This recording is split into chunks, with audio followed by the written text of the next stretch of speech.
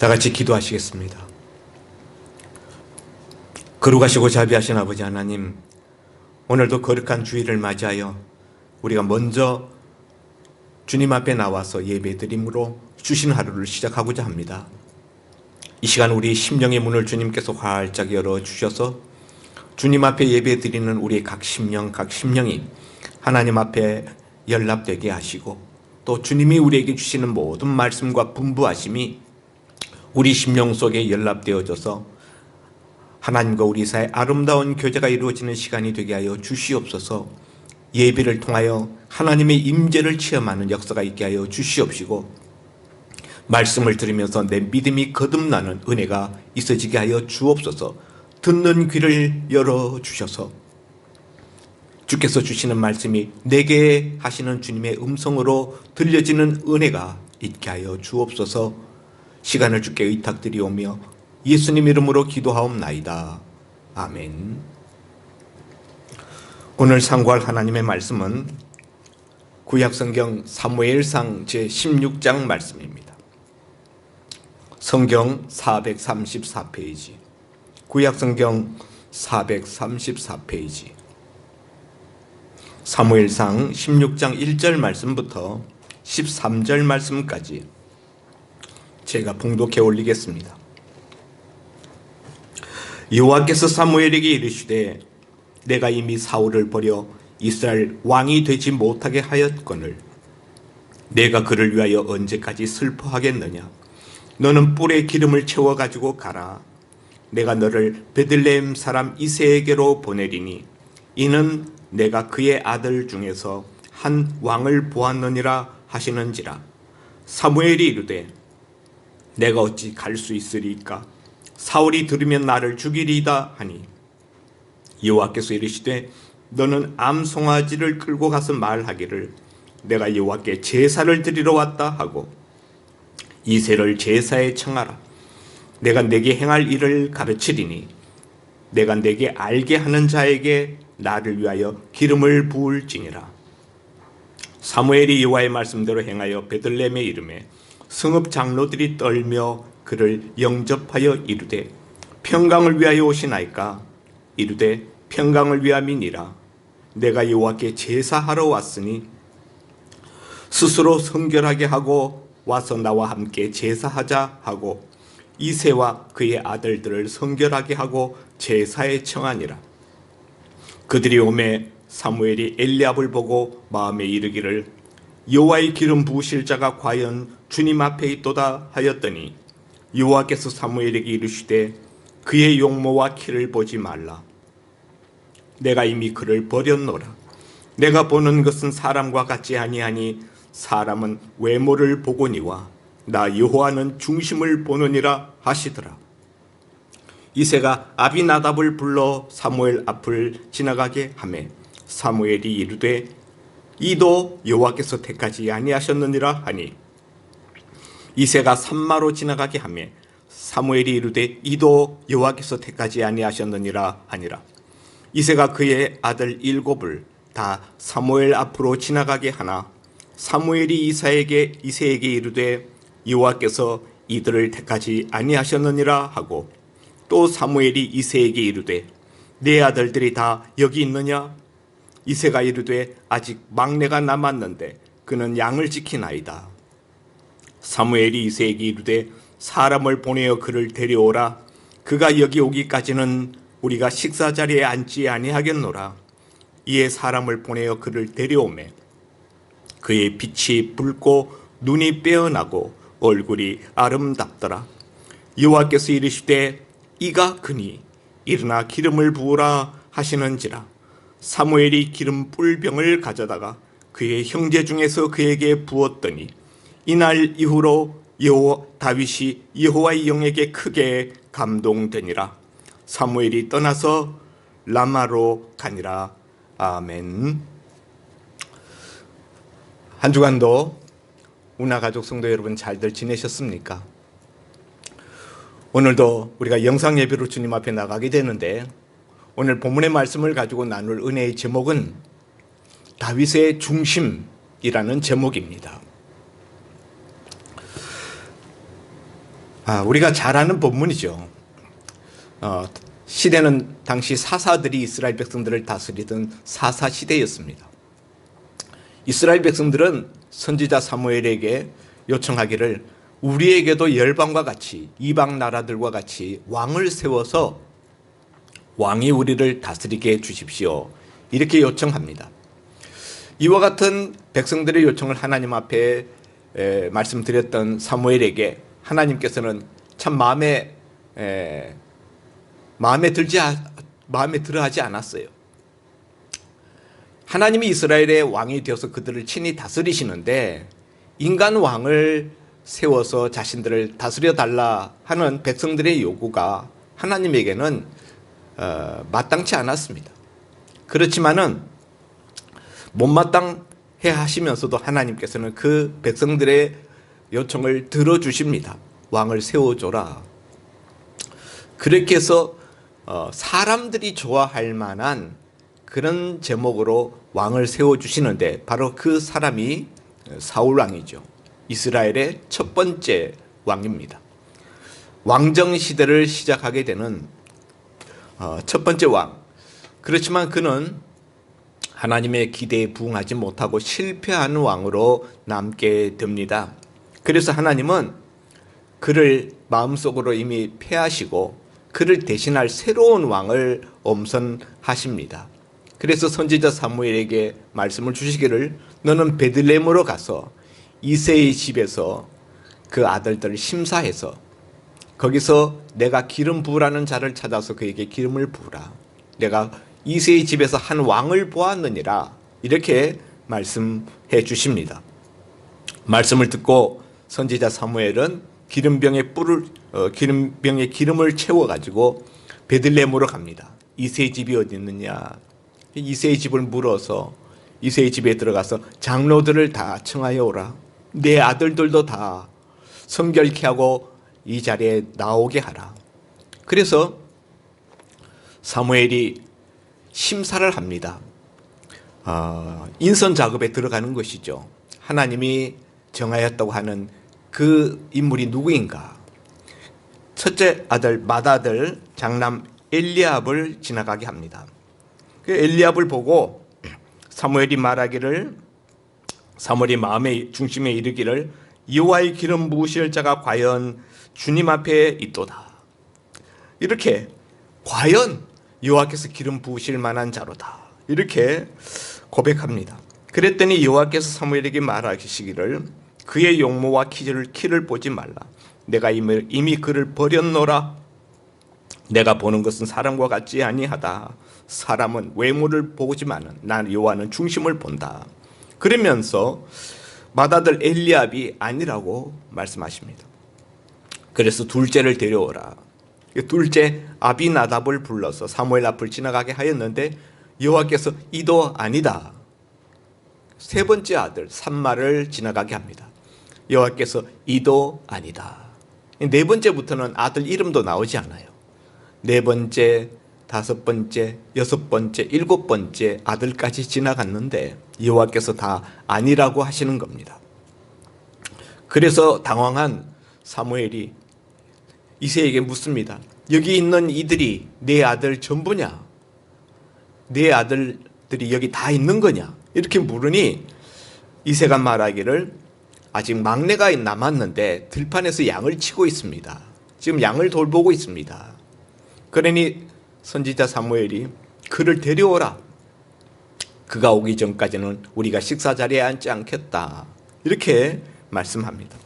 그래서 그 들판에서 양치던 양치기 막내 소년을 불러오니 눈이 빼어나고 얼굴이 아름답다. 그의 빛이 붉고 12절에 보니까 빛이 붉고 이건 어리다는 표현이에요. 나이가 어려서 얼굴이 볼이 빨그스름한데 눈이 빼어나고 얼굴이 아름답더라. 이 표현은 단순하게 외모적인 표현일 뿐만 아니라 사실은 그 내면의 그 인격의 아름다운 것을 이렇게 묘사하고 있는 것입니다. 그 얼굴이라는 것은 원래 얼꼴에서 온 단어죠. 얼꼴. 그 내면의 아름다움이 얼굴로서 이렇게 묘사되는 그런 표현이죠. 눈은 흔히 마음의 창이라 일컬어지죠. 눈이 빼어나고 얼굴이 아름답다라는 것은 다윗의 내면의 아름다움을 묘사하는 그런 표현이기도 하다 하는 것입니다. 자, 그 막내가 왔는데 하나님께서 이가 내가 정한 자다. 이가 그다. 그에게 기름을 부으라. 그래서 사무엘이 다윗에게 바로 이 소년이 다윗이죠. 예, 이 막내에게 기름을 붓습니다. 그 당시에 이 기름 부음을 받을 때 다윗이나 또 그 아버지 이새나 그의 형들이나 도대체 이게 무슨 일인지 아마 영문도 잘 몰랐을 거예요. 예, 지금 이 기름 붓는 일이라는 것이 흔한 일이 아니잖아요. 이스라엘에서 기름 붓는 것은 세 가지 경우에 한해서 기름 부음을 받았습니다. 첫째, 왕으로 하나님께서 정하셔서 왕으로 하나님께서 세우실 때 그때 대관식 때 기름을 부어요. 제사장으로 세워질 때 기름 부음을 받습니다. 선지자로 세워질 때 기름 부음을 받습니다. 세 가지 종류, 왕, 제사장, 선지자 되는 때에 기름 부음을 받게 하시는데 도대체 지금 이 소년이 그 집안에서도 존재감이 없던 막내예요. 8아들 중에서 막내. 지금 나이로는 아마 이 당시에 한 15, 16세 정도 되는 소년이었을 거예요. 들판에서 양을 치고 있는 그 형제들도 그 아버지조차도 별로 존재감 없이 대했었던 이런 양치기 소년에 불과했던 이 15살짜리 소년을 이스라엘의 차기 왕으로 하나님께서 기름을 붓게 하신다? 누구도 상상하지 못했던, 누구도 기대할 수도 없었던 그런 일이 일어나고 있습니다. 그 당시에 참 수많은 사람들이 있었을 텐데요. 유명한 사람들도 있었을 것이고 정말 뛰어난 사람들도 있었을 거예요. 이 다윗의 맏형 엘리압 같이 선지자가 보기에도 훌륭해 보이는 과연 왕이 될 만한 제목이다 이렇게 생각할 만한 그런 인물들도 있었습니다. 그런데도 불구하고 왜 하필이면 하나님께서 이 무명에 불과 약간 15, 16세밖에 안 되는 이 양치기 소년 다윗에게 기름을 부어서 이스라엘 왕을 삼으시려고 하실까? 이유가 있지 않겠습니까? 하나님이 왜 허다한 사람들을 제쳐두고 그 집안에서조차도 존재감이 없었던 양치기 소년에 불과했던 소년 목동 다윗에게 이스라엘의 왕으로 세우시고자 하나님께서 그에게 기름 붓게 하시는 이유가 무엇인가 하는 것입니다. 우리가 이 부분을 살펴봐야 하는 이유는 하나님이 어떤 사람을 사용하시는가 하는 것을 우리가 알고 우리 또한 그와 같이 하나님께 쓰임받는 사람이 되기 위해서 우리가 무엇을 해야 되는지를 우리가 생각해 보기 위해서입니다. 오늘 본문에 그 답이 있어요. 오늘 7절 말씀에 보니까 여호와께서 사무엘에게 이르시되 그의 용모와 키를 보지 말라. 내가 이미 그를 버렸노라. 내가 보는 것은 사람과 같지 아니하니 사람은 외모를 보거니와 나 여호와는 중심을 보느니라 하시더라. 하나님이 막내였던 양치기 소년 다윗에게 기름을 붓게 하신 가장 큰 이유는 그의 중심 때문이라는 거예요. 다윗의 중심. 다윗의 중심 때문에 다른 사람들, 다른 형제들 다 제쳐놓고 그 막내 다윗에게 기름을 붓게 하셨다. 도대체 15살밖에 안 된 소년 다윗의 그 중심이 어떠했길래 하나님께서는 그에게 기름을 부으라고 하셨을까? 아마도 하나님은 이 다윗의 현재적인 어떤 중심뿐만이 아니라 그가 장차 가지게 되는 그의 평생을 통하여서 그가 품고 있는 그 중심까지 하나님은 다 내다보신 것 같습니다. 하나님에게는 과거, 현재, 미래가 없잖아요. 하나님은 시간을 초월해 계시는, 시간 위에 계시는, 시간을 만드신 분이시니까. 다윗의 나중 모습까지도 하나님은 다 보고 계셨을 거예요. 자, 그러면은 다윗의 중심, 그것이 과연 어떤 것인가? 성경에 보면은 이 다윗의 중심이 어떻했기 때문에 하나님이 다윗을 이스라엘 왕으로 기름 붓게 하셨다라는 직접적인 묘사가 없습니다. 다윗의 일생 일대기를 쭉 써 내려간 그 모든 여러 가지 기사들 속에서 우리가 다만 유추해 볼 수 있을 뿐이에요. 예.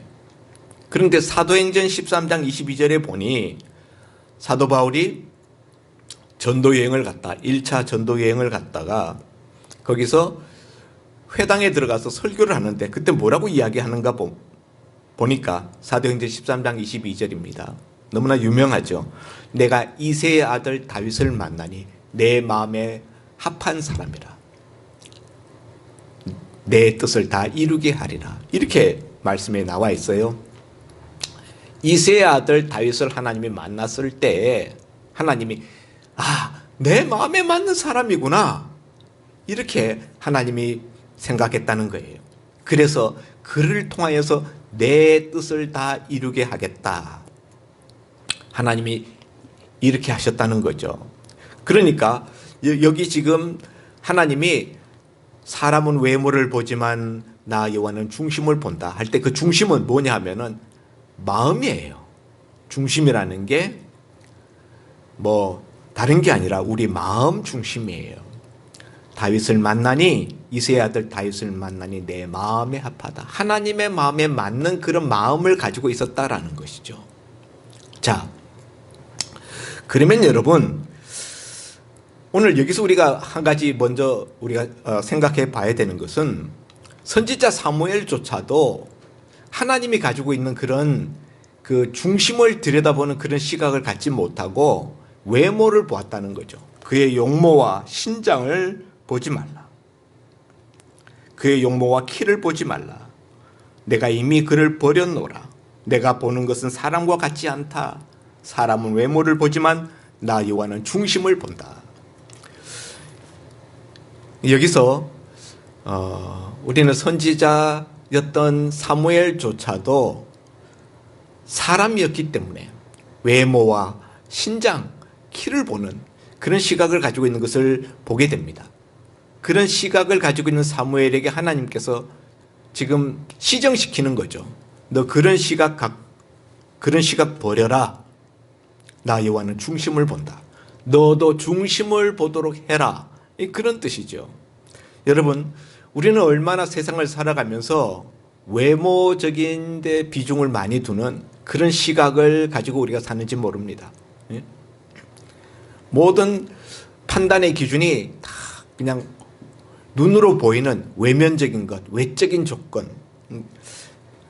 그런 인간 중심적인 시각을 가지고 있어요. 그러나 하나님은 내면을 보시는, 중심을 보시는 그런 하나님 중심적인 시각을 가지고 있다. 그래서 우리가 예수 믿으면서 거듭나야 되는 것 중에 하나가 우리의 시각이에요. 시각. 우리의 시각, 우리의 가치관. 미국 역사상 외모 덕분에 승승장구해서 대통령의 자리에까지 오른 사람이 있습니다.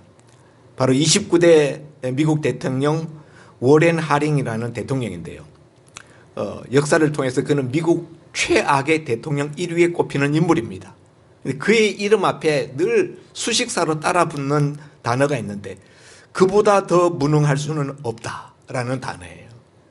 인물이 너무 출중해가지고 사람들이 그에게 표를 많이 던져서 대통령이 되었는데 실제로 막상 대통령이 되어서 정치를 할 때 보니까 그처럼 무능할 수가 없는 거예요. 최악의 대통령이 되었다.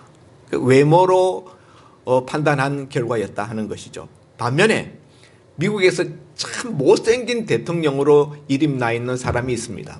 누군가 하면은 바로 에이브라함 링컨 대통령이에요.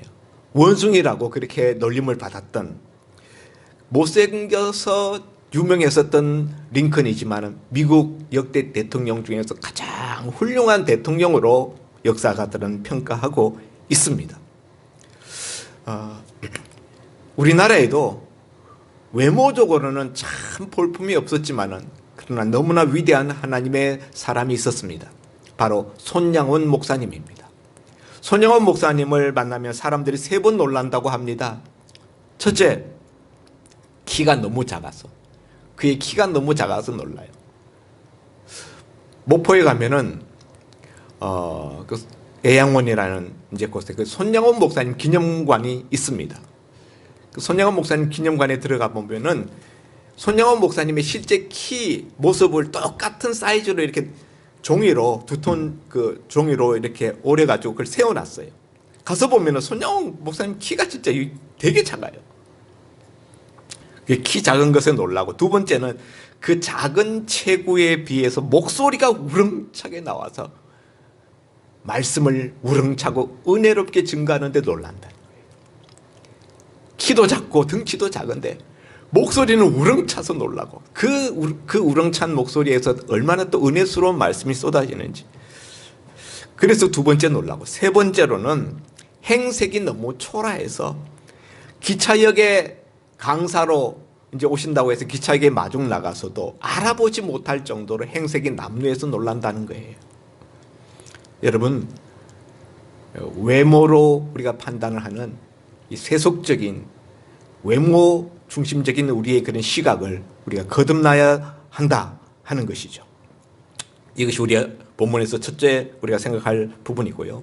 오늘 중심 우리가 나눌 내용은 다윗의 중심 내면이 어떠했길래 하나님이 그를 이스라엘 왕으로 하나님이 세우시는가 하는 거예요. 하나님이 첫 번째 왕이었던 사울의 실패 뒤에 사람에게 맞는 그런 왕이었던 사울과는 달리 하나님에게 맞는 그런 왕으로서 세울 때에 그의 중심을 보고 다윗을 하나님이 뽑았다. 그의 중심에 남다른 것이 있었다는 것이죠. 저는 두 가지를 생각해 보고자 합니다. 사람의 중심에 하나님이 보시는 것 두 가지, 특별히 다윗과 사울을 비교하면서 두 가지가 있다고 생각하는데요. 첫째는 믿음이고 두 번째는 소원이에요. 다윗의 중심에 있었던 남다른 첫 번째 것, 사울과 비교했을 때 그 다른 것, 첫 번째는 믿음인데 어떤 믿음인가? 진실한 믿음이에요. 히브리서 11장 6절 말씀에 보면 믿음이 없이는 하나님을 기쁘시게 하실 수 없다. 하나님을 기쁘시게 하는 것이 믿음이다. 다윗은 하나님을 기쁘시게 할 만한 믿음이 있었다는 거죠. 그 믿음은 진지한 믿음, 진정성 있는 믿음, 진실한 믿음이었어요. 다윗도 하나님을 믿었고 사울 왕도 하나님을 믿었습니다. 다윗만 하나님 믿고 사울은 하나님을 섬기지 않고 그런 거 아니에요. 둘 다 하나님 믿었습니다. 그리고 두 사람 다 실수하고 두 사람 다 범죄했습니다. 사울 왕은 아말렉 족속을 멸하라 하는 하나님의 말씀을 듣고 그 아말렉 왕 아갑을 살려왔고 그 소떼와 양떼 중에서 좋은 것들을 살려가지고 끌고 왔어요. 이렇게 하나님 말씀에 불순종하는 죄를 저질렀습니다. 다윗도 죄를 저질렀습니다. 자기의 충성된 신하 우리아의 아내 밧세바를 범하고 그 남편 우리아를 전쟁터에 내보내어서 고의적으로 죽인 죄, 다윗의 더 큰 죄입니다. 두 사람 다 하나님 믿고 두 사람 다 이렇게 범죄했습니다. 그러나 현격하게 다른 것 하나가 있어요. 사울과 다윗 사이에 현격하게 다른 것, 그거는 바로 진실한 믿음, 믿음의 진정성이에요. 둘 다 믿었다 하나 두 사람의 믿음의 진정성이 달랐다 하는 것이죠. 사울도 처음에는 꽤 시실한 모습을 보였습니다. 사울이 처음에 왕이 되었을 때는 겸손하기도 하고 하나님의 마음에 들려고 하는 그런 그 모습을 보였습니다. 그러나 그가 안정되어지고 힘이 생기자 처음에 그와 같은 모습은 점점 사라지고 그 하나님에 대한 믿음의 변질이 일어나게 됩니다. 그래서 하나님 말씀에 매이지 않으려고 해요. 하나님 말씀에 매이지 않고 결국에는 하나님을 떠납니다. 하나님의 말씀을 떠나서 믿음 없는 행동을 일삼다가 하나님이 그에게 냉담하시자 나중에는 무당에게까지 찾아가는 그런 모습을 보입니다. 결국에는 사울은 종교 생활의 겉모습은 있었지만은 내면적으로 하나님께 대한 진정성 있는 믿음이 없었음을 스스로의 행위로서 입증해 보였던 것이죠. 여러분, 진정성 있는 믿음은 바로 다윗에게서 우리가 볼 수 있습니다. 다윗은 시종일관 하나님께 대한 한결같은 진정을 가지고 있었어요. 다윗은 들판에서 양을 칠 때나 또 광야에서 사울 왕에게 쫓김을 받을 때나 나중에는 왕궁에 들어가서 통치할 때나 하나님께 대한 진실한 믿음을 가지고 있었습니다. 소년일 때나 장년일 때나 노년일 때나 심지어는 임종에 즈음하여서도 다윗은 그 아들 솔로몬에게 임종의 유언을 할 때도 보면은 그 진실한 하나님께 대한 믿음을 나타내 보여주고 있는 것을 우리가 확인할 수가 있습니다. 하나님이 평범한 소년, 무명의 양치기, 한 집안의 8형제 중에 막내였던 다윗을 굳이 선택해서 그에게 기름을 부어서 이스라엘 왕으로 삼으신 데는 다윗의 중심에 들어있었던 이 진실한 믿음 때문이었다. 이 믿음의 진정성이 남달랐기 때문이다 하는 사실이죠. 다윗은 생명이 위급한 순간에도, 그리고 심지어는 자기 친아들에게 모반을 당하여서, 쿠데타를 당하여서 도망을 칠 때에도 하나님께 대한 불변한 그런 진정성 있는 믿음의 모습을 보였습니다. 여러분, 이것이 별거 아닌 것 같아 보이지만 사실 대단한 거예요. 이 땅에 사는 많은 사람들이 이와 같은 믿음의 모습을 갖고 있지 못합니다.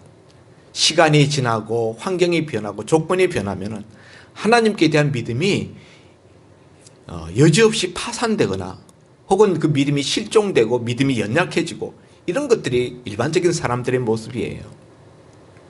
여러분, 우리 교회를 스쳐 지나간 얼마나 많은 교인들이 있었습니까? 그들 중에 일부는 다른 교회로 옮겨가서 여전히 신앙생활을 하는 사람들도 있습니다만, 일부는 아예 신앙의 대열에서 이탈해서 하나님을 믿지 않는 그런 사람들도 있는 것입니다. 그들이 그렇게 교회를 떠난 이유가 대단한 이유가 있어서가 아니에요. 별거 아닌 자기의 기분이 조금 틀린다든가 자기와 생각이 조금 다르다든가 사소한 것들입니다.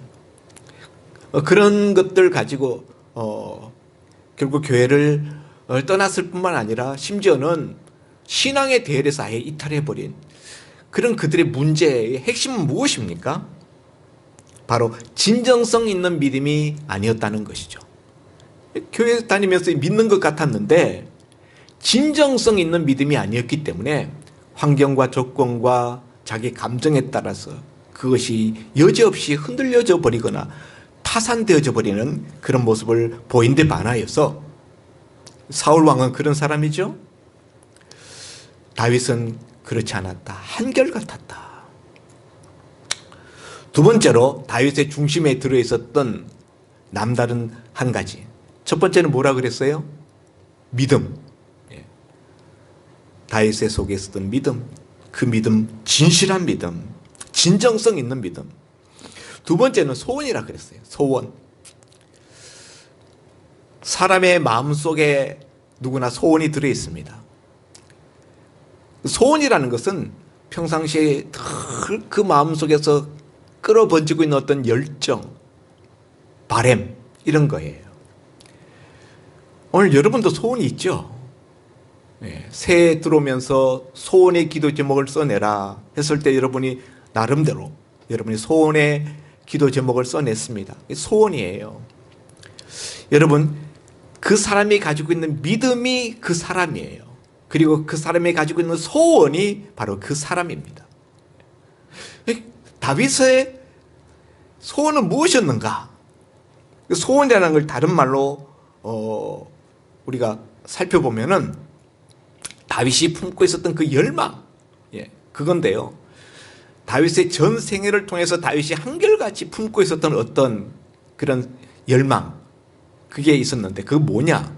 하나님을 위하고자 하는 마음이에요.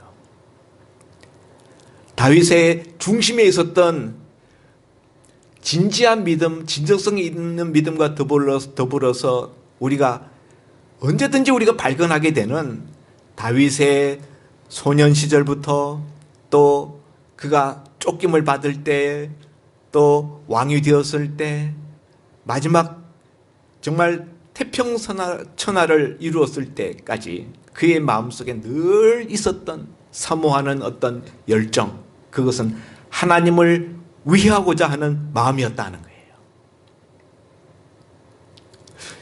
제가 입증해 볼까요? 형님들이 블레셋과의 전투에 나갔습니다. 아버지가 막내 다윗을 불러서 얘야, 내 형들이 전쟁터에 나가 있는 지가 시간이 꽤 지났는데 내가 이런 거 음식 싸주고 너한테 심부름을 시킬 테니까 형들 전쟁터에 한번 갔다 와봐라. 형들이 잘 있는가 소식이 궁금하다. 그래서 전쟁터에 나갔어요. 나갔더니 블레셋의 거인 장수 골리앗이 와가지고 이스라엘 군사들을 모욕하고 이스라엘의 여호와 하나님의 이름을 모독하는 거예요.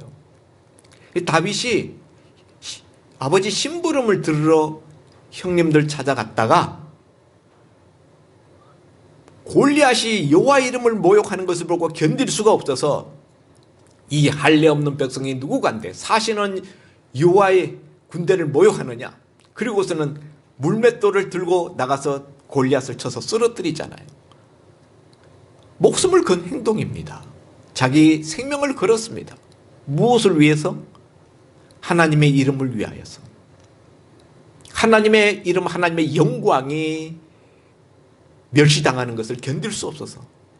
이런 다윗의 이 소년 다윗의 모습 속에서 우리는 여호와를 위하려는 다윗의 마음을 우리가 읽을 수가 있는 거죠. 그런가 하면은 그가 왕위에 올랐을 때 예루살렘으로 도읍을 옮기고 난 다음에 제일 먼저 한 일이 뭐냐?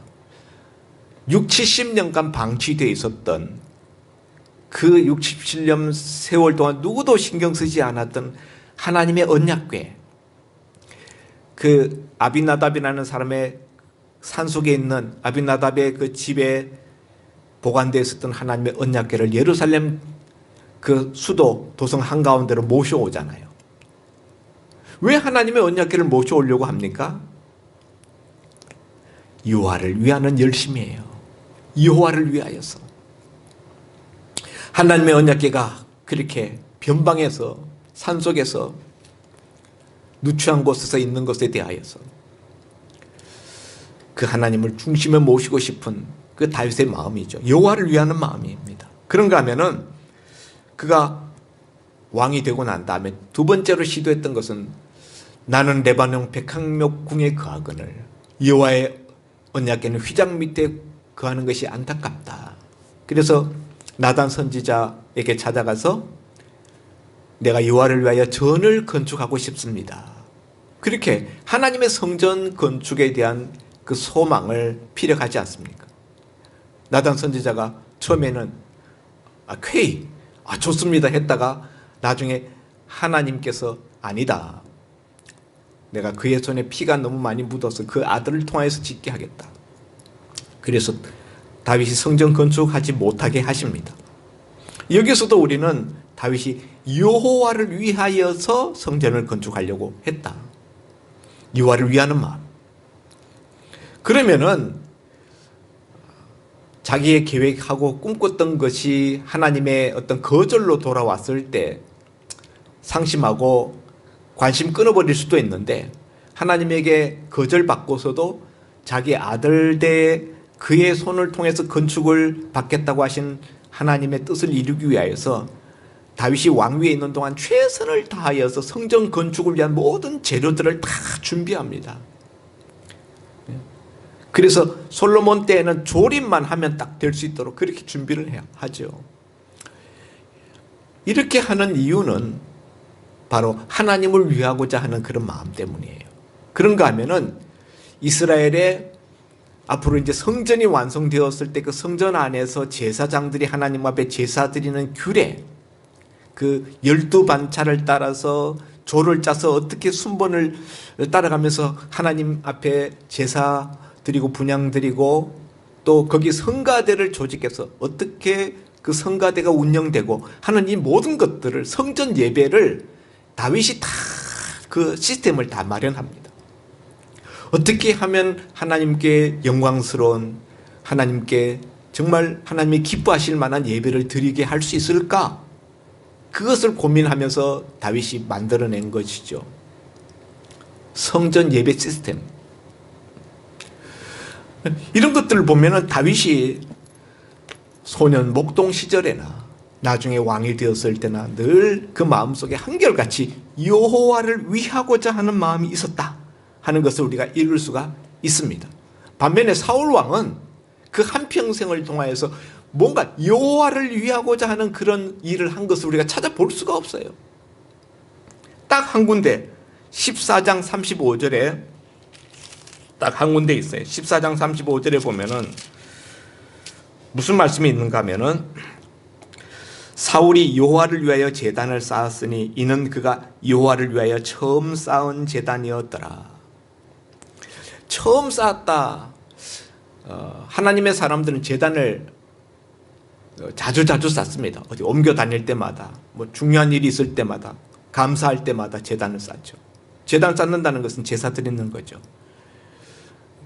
예배에 해당하는 것이죠. 사울은 평생을 통해서 딱 한 번 이렇게 여호와를 위하여 제단을 쌓았다. 그런데 이 문맥을 읽어보면은 앞에 블레셋 사람들을 치고 그 병사들이 너무 탈진해가지고 그 짐승을, 소나 양을 막 잡아가지고 피채로 먹었어요. 그런 범죄 행위를 저질렀다는 것이죠. 이스라엘에서는 피를 먹지 못하게 되었습니다. 율법에 피는 생명이고, 피는 생명이기 때문에 생명의 주인 되신 하나님께만 바쳐야 되는데, 이 이스라엘 병사들이 너무 시장해가지고 피째로 먹었다. 이 죄를 속하기 위하여서 하나님 앞에 지금 제사를 드리는 거예요. 이것도 사실은 하나님을 위한 것이 아니라 자신들을 위한 것이죠. 사울은 다윗과 다른 것이 여호와를 위하여서 행하였다. 본문에는 나와 있지만은 내용적으로 보면은 자기들을 위하여서, 자신들을 위해서 이렇게 한 것이고요. 블레셋과의 전투에서 승리하고 난 다음에 돌아와서 길갈에 자기를 위하여 기념비를 세웠다. 사울에게는 자기를 위하여라는 단어가 들어가 있다. 자기를 위하여. 사울의 신앙, 사울이 하나님을 섬긴다고 했지만은 사실은 그 내용을 보면은 그 모든 것들이 다 자기를 위한 그런 도구로서 하나님을 섬겼을 뿐이다 하는 것이죠. 사무엘상 15장 30절 말씀에도 보면은, 우리가 오늘 16장 읽었습니다만 앞에 15장 30절에 보면은 하나님께서 아말렉을 진멸하라, 전멸시키라고 했는데 전멸시키지 않았어요. 그래서 하나님이 사울 왕이 여호와의 말씀을 버렸으므로 여호와께서도 왕을 버려 왕이 되지 못하게 하셨습니다 라고 23절에 사울 왕에게 이야기하면서 이제 선지자 사무엘이 사울 왕을 떠납니다. 그러니까 30절에 사울이 이르되 내가 범죄하였을지라도 이제 청하옵나니 내 백성의 장로들 앞과 이스라엘 앞에서 나를 높이사 나와 함께 돌아가서 내가 당신의 하나님 여호와께 경배하게 하소서 하더라.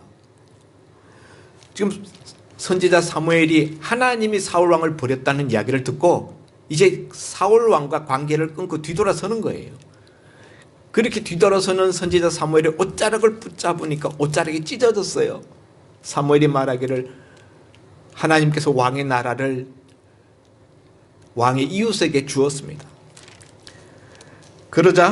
그러면서 돌아서자 선지자님 돌아가지 마십시오. 나와 함께 가십시다.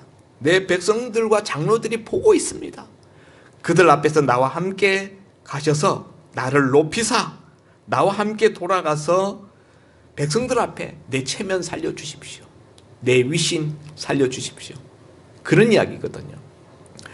그러니까 지금 뭐 가서 제사 드리는 이것이 제사에 관심이 있는 것이 아니고 하나님께 관심이 있는 것이 아니고 선지자 사무엘이 지금 자기와 함께 가는 것, 이런 모습을 백성들 앞에 보여서 자기 위신, 자기 최면, 자기 위상 깎이지 않게 해달라. 하나님 앞에 진심으로 회개해야 되는 이 순간에 회개는 생각하지 아니하고 자기의 체면과 위상을 챙기는데 급급해 있는 이런 사울 왕의 모습, 이런 것들은 다 자기를 위하여라는, 자기를 위하여 기념비를 세우고 자기를 위하여 선지자한테 개인적인 이런 부탁을 하고 종교적인 행위, 종교적인 의식조차도 자기를 위한 도구로 삼았던 사울. 그에게는 근본적으로 하나님을 위하고자 하는 마음이 없었다는 거예요. 그러나 다윗은 늘 그 마음속에 하나님을 위하고자 하는 그 마음이 있었다는 거죠. 이 점이 사울과 다윗의 가장 큰 중심의 차이입니다. 사울은 중심에 자기가 들었고요, 다윗은 그 중심에 하나님이 들었어요. 사울 왕은 자기를 위하여, 신앙생활도 종교 행위도 자기를 위하여 쓰는 도구에 불과했지만 다윗은 여호와를 위하여, 그것이 그의 본심이었고 그의 진정이었다 하는 것이죠. 그래서 하나님이 이런 다윗의 중심을 보시고 내 마음에 합한 사람이다, 내가 그를 통하여 내 뜻을 다 이루게 하겠다. 그래서 다윗을 통해서 하나님이 어떤 뜻을 이루십니까? 첫째, 이스라엘 나라를 굳건하게, 만세반석같이 굳건하게 이스라엘 나라를 세우십니다. 주변의 모든 여러 가나안 이민족들 가운데서 이스라엘 나라를 탄탄한 제국으로 하나님의 나라로 세우시죠. 그런가 하면은 장차 이 다윗의 이 족보를 통해서 다윗의 후손으로 인류를 구원할 메시아가 태어나게 하시는 메시아의 족보를 하나님께서 예비하시는 거죠. 그래서 사도행전 13장 22절에 내가 이새의 아들 다윗을 만나니 내 마음에 합한 자라, 내 뜻을 다 이루게 하리라 하고, 그 다음에 나오는 구절이 보면은 그를 통하여서 구원할 메시아 예수 그리스도가 나게 하신다. 그게 하나님의 뜻을 이루게 하는 거라는 거죠. 여러분, 오늘 이런 우리 다윗의 이 기사를 우리가 읽으면서 하나님의 마음에 합하게 되면 어떤 일이 일어나게 되는가? 첫째, 생각지도 못했던 은혜를 받는 일이 생긴다. 생각지도 못했던 성령 받는 일이 생긴다. 오늘 맨 마지막 절에 보니까 13절, 16장 13절, 사무엘이 기름 뿔병을 가져다가 그의 형제 중에서 그에게 부었더니 이날 이후로 다윗이 여호와의 영에게 크게 감동되니라. 하나님의 성령이 다윗에게 임하였습니다. 하나님의 마음에 합하였더니 하나님의 선지자 사무엘을 보내어서 기름을 부으면서 성령을 부어주셨어요. 성령에 감동되는 그런 은혜 받는 일이 생겨났다. 다윗이 생각지도 못했던 일이에요. 생각지도 못하게 성령 받고 은혜 받는 일이 생겨난다. 하나님의 마음에 합하게 되면 두 번째, 구하지도 않았던 일이 이루어지는 놀라움을 경험하게 된다. 여러분, 다윗이 자기가 왕이 되어야 되겠다 해서 그거 하나님 아버지 왕 되게 주시옵소서 그렇게 기도한 적이 있습니까? 왕이 되리라고는 꿈도 꾸지 않았어요. 생각도 안 했어요. 그렇게 기도한 적도 없습니다. 그런데 하나님 마음에 드니까 하나님이 다윗을 구하지도 않았는데 왕이 되도록 기름을 부어 주셨다는 사실이에요. 여러분, 우리는 기도해도 잘 안 된다고. 그래서 우리가 하나님 앞에 왜 기도해도 안 들어주십니까? 하고 원통해 하지 않습니까? 다윗은 기도도 안 했어요. 구하지도 않았습니다. 그거 사모하지도 않았어요. 왕 될 꿈도 안 꿨습니다. 그런데 구하지도 않은 일이 이루어지는 이런 하나님께서 은혜를 축복을 주셨더라 하는 것이죠. 하나님의 마음에 합하였더니 하나님께 귀하게 쓰임받는 인생이 되게 하셨어요. 아까 말씀드렸다시피 이스라엘 나라를 만세반석 같은 굳건한 토대 위에 올려 세우는 그런 일에 쓰임 받았을 뿐만 아니라 장차 인류를 구원할 메시아가 이 다윗의 후손을 통하여서 다윗의 이 족보를 통하여서 태어나게 하시는 이런 그 놀라운 은혜, 이런 하나님께 귀하게 쓰임 받는 이런 축복을 주셨다. 이런 인생이 되게 하셨다 하는 것이죠. 사랑하는 성도 여러분, 그러니까 여러분 우리에게 있어서 가장 중요한 것은 무엇입니까? 내 중심에 뭐가 있느냐는 거예요. 우리 신앙생활에서 우리가 가장 염두에 둬야 되는 것은 내 중심에 무엇이 있느냐. 저는 이 설교를 준비하면서 지난 한 주간 내내 내 자신을 생각했어요. 하나님 아버지, 내 중심에 뭐가 있습니까? 내 중심에 하나님이 기뻐할 만한 것이 뭐가 있을까? 제 자신을 들여다볼 때 참 다윗과 비교해서 너무 부끄러웠어요. 정말 하나님 앞에 진정성 있는 그런 믿음이 있는가? 두 번째, 내가 정말 하나님을 위하고자 하는 그런 마음이 있는가? 실상은 보면은 하나님 위하고자 하는 마음은 별로 없고 다들 나를 위하는 마음, 그런 마음들만 가득하지 않는가? 믿음이 있는 것이 아니라 육신의 정욕과 안목의 정욕과 이생의 자랑을 추구하는 그런 것들로 우리 속에 가득 차 있지 않는가? 이런 점에서 다윗이 하나님이 다윗을 만나니, 이새의 아들 다윗을 만나니 내 마음에 합한 자라 할 만하다. 아, 그렇구나. 사랑하는 성도 여러분, 저와 여러분도 다윗과 같이 그 중심이 하나님의 마음에 맞는 그런 사람들이 다 될 수 있기를, 그런 사람들이 되어서 그런 중심을 가짐으로 말미암아 생각지도 못했던 은혜, 생각지도 못했던 성령 받는 일이 생겨나고 성령 충만함을 받는 그런 은혜가 있기를 바라며 구하지도 않은 하나님의 축복이 이루어지는 그런 경험들이 있기를 바라며 일생을 통하여 하나님 앞에 쓰임받는 자자손손 후대에 이르기까지 하나님께 쓰임을 받는 그런 인생, 그런 가문이 될 수 있기를 주의 이름으로 축원드립니다. 기도합니다. 하나님 아버지, 오늘 말씀을 들었습니다.